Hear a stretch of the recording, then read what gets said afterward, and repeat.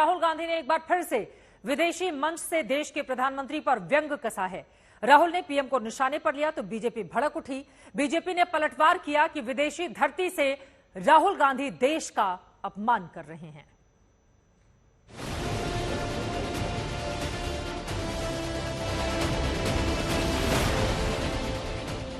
राहुल गांधी विदेश जाएं और खबर न बन जाएं, ऐसा हो सकता है क्या?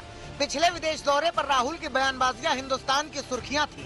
अब एक बार फिर से राहुल विदेशी जमीन पर हैं और वहां के मंच से राहुल गांधी पीएम मोदी पर व्यंग्य बाण चला रहे हैं। That we have a group of people in India who are absolutely convinced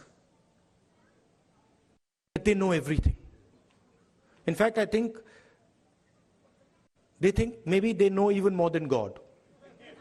They could sit down with God and have a conversation and explain to him, about what is going on. And of course, our Prime Minister is one such specimen.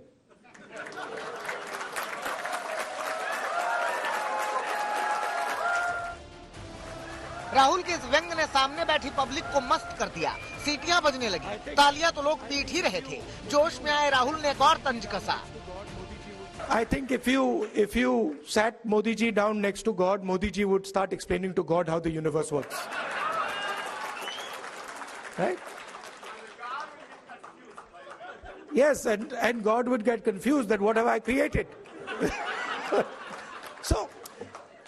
So these are funny things, but really this is what is going on. We have a group of people, who understand everything.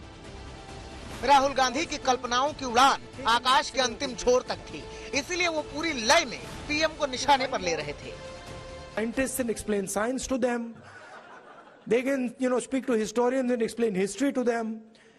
They can explain, warfare to the army, flying to the air force, whatever they want they can, And at the heart of it is mediocrity. That they actually don't understand anything. Rahul ने तो बोल दिया, मगर यहाँ हिंदुस्तान में हंगामा much गया। BJP को बुरा लगा, बहुत बुरा। तुरंत पलटवार आया। राहुल गांधी जी की हर विदेश यात्रा भारत का अपमान करने में कहीं पीछे नहीं रहती, और इस बार की प्रायोजित ये विदेश यात्रा भी उसी दिशा में है जहां वो अपमान तो प्रधानमंत्री मोदी जी का करना चाहते हैं, लेकिन अंत में देश का अपमान करने से नहीं हटते। पूर्व में भी आप देखें, वो भारत को एक राष्ट्र ही नहीं मानते, वो तो राज्यों का संघ कहते हैं, और भारत के बढ़ते कदमों पर भी प्रश्न चिन्ह खड़ा करते हैं। आखिरकार राहुल गांधी जी विदेश में जाकर क्या पाना चाहते हैं? इस प्रायोजित कार्यक्रम के अंतर्गत वो क्या प्राप्त करने गए हैं? क्या देश के ऊपर कीचड़ उछालना ही उनका एक काम रह गया है? बीजेपी बिफरी हुई है, वो राहुल गांधी पर लगातार हमले कर रही है। मुख्तार अब्बास नकवी तुकबंदी के साथ हाजिर हुए कि जब भारत की धाक और मोदी जी की धमक पूरी दुनिया में बढ़ती है तो इस घमंडी घराने के घोचू घरौंदे की सनक बढ़ जाती है। आज कैसे ये एक्सेप्ट नहीं कर पा रहे हैं, स्वीकार नहीं कर पा रहे हैं कि दुनिया क्यों कह रही है कि मोदी जी ने ये साबित कर दिया कि डेमोक्रेसी कैसे डिलीवर कर सकती है। आज दुनिया ये क्यों कह रही है कि दुनिया की मोदी इज बॉस। बीजेपी कह रही है कि कांग्रेस सत्ता वियोग की कुंठा से ग्रस्त है। श्री राहुल गांधी जी, पूरी कांग्रेस पार्टी सत्ता वियोग के कुंठा से ग्रस्त हो गई है। देश के बाहर जाकर के जहां देश के अच्छाइयों के बारे में बताना चाहिए और देश में जो अच्छा हुआ है वो बताना चाहिए, देश में कुछ खराब नहीं हो रहा है वह बताना चाहिए। राहुल के पीएम पर बयान के बाद कांग्रेस पर चारों तरफ से हमले हो रहे हैं।